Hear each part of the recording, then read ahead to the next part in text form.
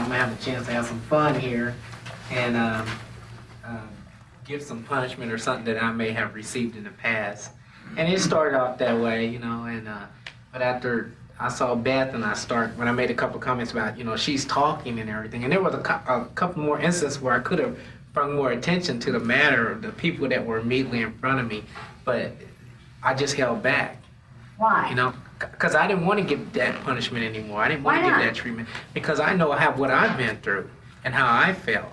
And if I sat there and was happy and glad and dishing it out, then, you know, how can I feel good about myself when I'm sitting there doing the same thing because the roles were reversed?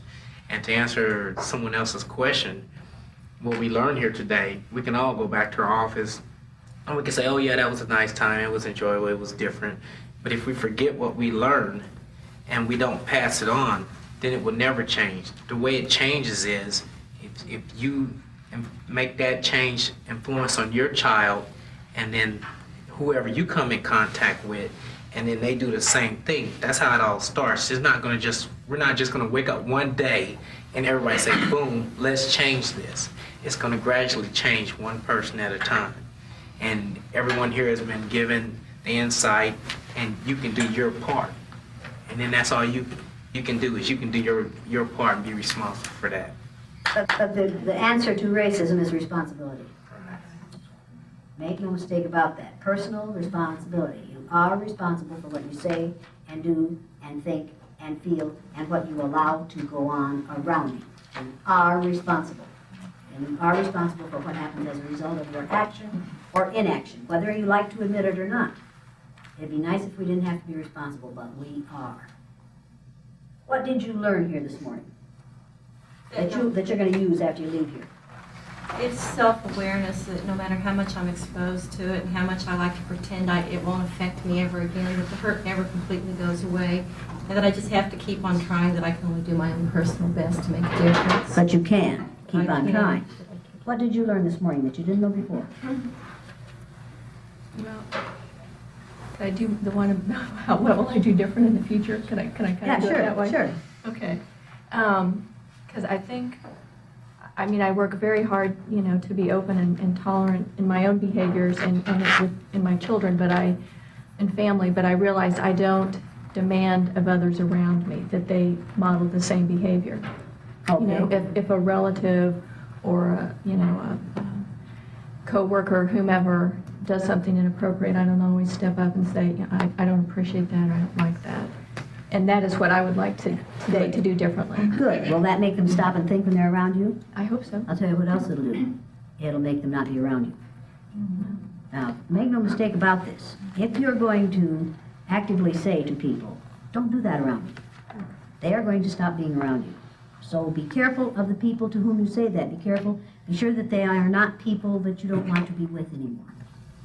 You will pay a dear price. What did you learn? By this exercise, I hope that I've learned a little more personally, a little of the feeling of discrimination that others have had that, you know, other than as a child I couldn't see, so I was, you know, glasses, 4 eyes, so I've been discriminated against a little bit, but, you know, that was about it, being a white male. But I think the personalizing the feeling, but like we've all been saying, for a couple of hours instead of a lifetime. Okay. So it has made you more aware, more understanding, perhaps, of what we are calling victims.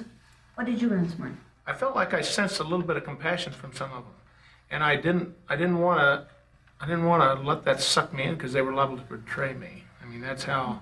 But if one of them had winked at you or smiled at you or had whispered to you, where you go, what would that have done to you? I think I would have not trusted it. Okay. At that point, I think I would have not trusted it. Okay. I was that much on guard. Isn't that scary?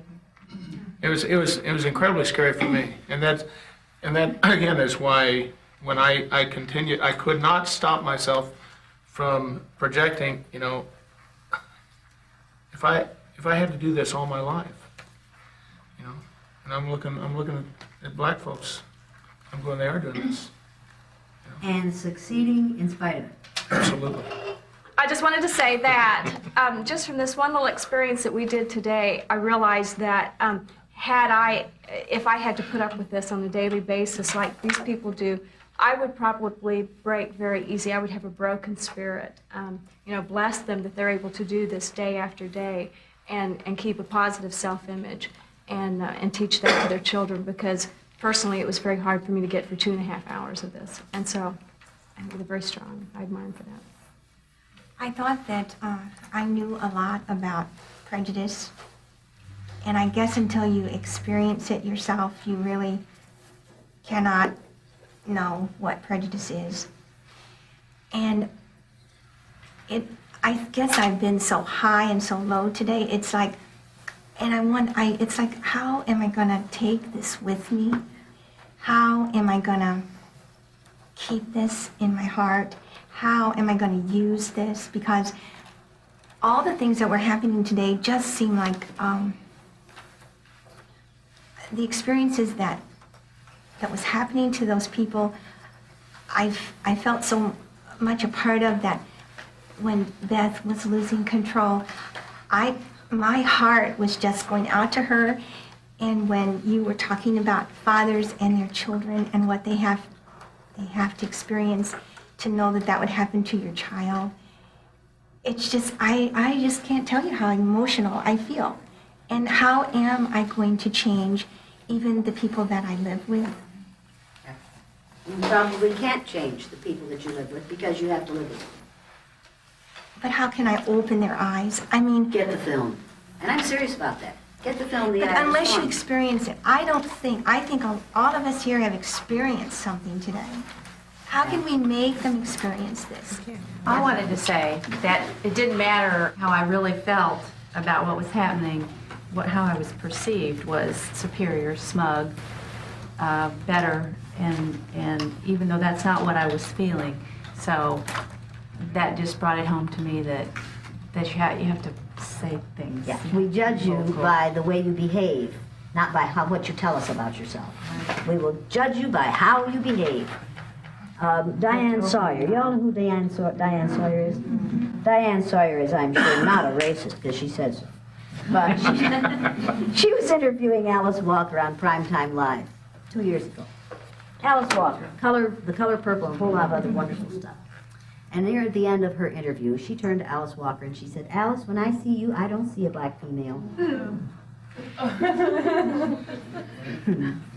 And Alice Walker said, "Oh, Jesus." And Alice Walker said, "Well, Diane, I think that'd be pretty difficult, pretty impossible. I think that'd be pretty impossible." Now, that was meant to shut her off nicely, because Alice Walker knows how to use words. But Diane wasn't about to be shut off. She said, "But Alice, I don't see you black."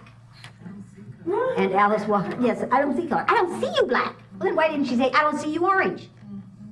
"I don't see you black." And Alice Walker said, "But Diane, I am black." And this is what Diane Sawyer did. "Oh, no."